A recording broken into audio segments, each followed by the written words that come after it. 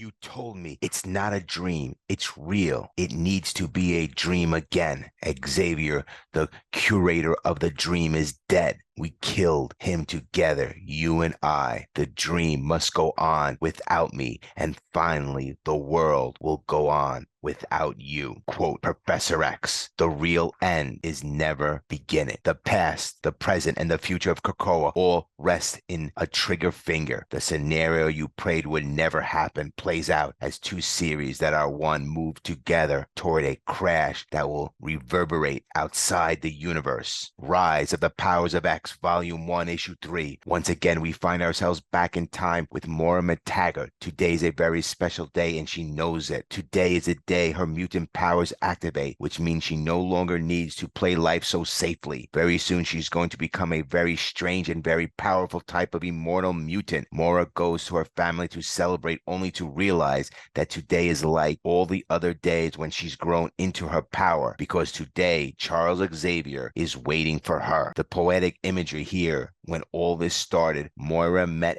Xavier on a bench. Now everything's been turned upside down, but by far the craziest part, the little girl Moira knows full well Xavier is here, right now. He can only have one intention in mind, and that is to murder Moira MacTaggert as a child. As modern day Moira is just about to have an audience with the Enigma Dominion, aka the all-powerful Essex AI brain that now desperately wants to strike a deal with Moira to save its creation from getting deleted from history. Moira understands the gravity of what a Dominion is. This isn't the first time she's met one, but she has to be self-serving and wonders what joining forces with Enigma would do for her. Enigma explains that it's actually the Dominion that sent Omega Central back in time in the first place so that she could start Orcus and kickstart all the events to begin with. This also means that Enigma just happens to be from the future where mutantkind was about to triumph over machinekind thanks to a mythical weapon called the Phoenix Sword. We now find ourselves at no place, almost out of time and space. Rasputin IV and the rest of the mutants continue to come under attack by chronal sentinels. They are doing everything they can to hold out. In all the chaos, Mr. Sinister's mask falls off, revealing that he's not actually Doug, but a clone created by Sinister. Rasputin IV realizes the evils of Mr. Sinister more than just about anyone else, and if he's been collaborating with Xavier on this plan to go back in time and kill young Moira, this can only be the wrong course of action. Despite the odds, Rasputin IV makes a decision and jumps into time herself to try to stop it, understanding that Mr. Sinister had cloned Doug to trick Xavier into killing a young Moira. Rasputin IV goes back in time to stop him. Moira does quite a bit to plead for her life, wondering how bad things could have possibly come with Krakoa in the future that has led Xavier to this moment. After all, she puts it, she knows Charles and basically every one of her lives. They've been lovers in quite a few. Professor X even admits that the older idealistic version of him before he met Moira, before Krakoa, probably would have been able to go through with this dark plan and kill Moira as a child. But now he's just lost so much, including his hope, and says killing Moira here and now before she can plant the seeds of Krakoa is actually the better option. The only other one they have is considerably worse, and he doesn't even want to fathom it.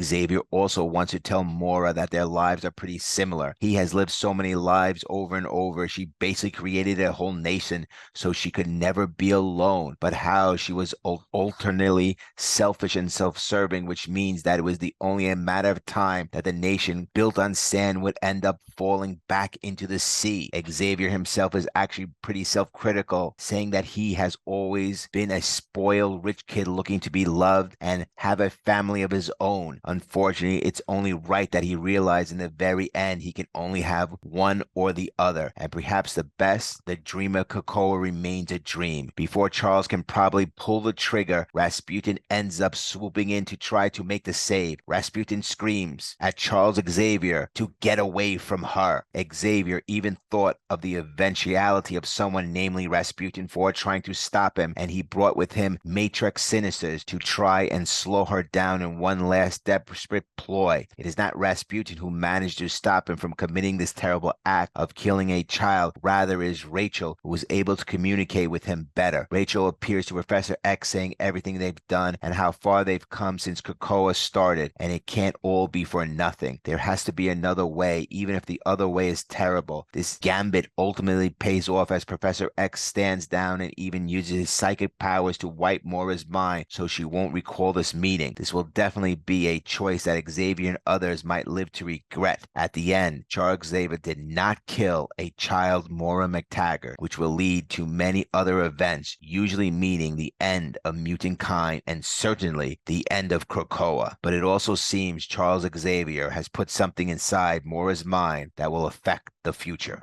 We return to the present where Moira is finally inking her deal with the Dominion. Enigma explains he needs to move around more freely, and he can do this if he's able to access Moira MacTaggert's own unique powers. Furthermore, if she's willing to do this deal while Enigma Domain finishes his function of absorbing all intelligence in the known universe, he will allow Moira to retain her own self-awareness and independence, unlike everyone else, including Nimrod and Omega Sentinel, who don't understand the actual cost of godhood. Now Rasputin IV and Professor X are back in the future, and the plan of killing Moira MacTaggert as a child has failed. The mutants don't need a Mrs. Sinister, and such Rasputin is allowed to kill him as she sends her sword through his body. Rasputin says, "That felt good. I hate that it felt good. It was him that made me enjoy the vengeance. He was a bad father. He was a bad father to me." Assuming he doesn't have any backups, this might be the end of Sinister. But what is plan B that is so bad that Xavier did not want to do it? As Rachel explains, it involves resurrecting the Phoenix Force, probably to gain access to that very fabled Phoenix Blade, which the Dominion was scared of the mutants obtaining from the timeline.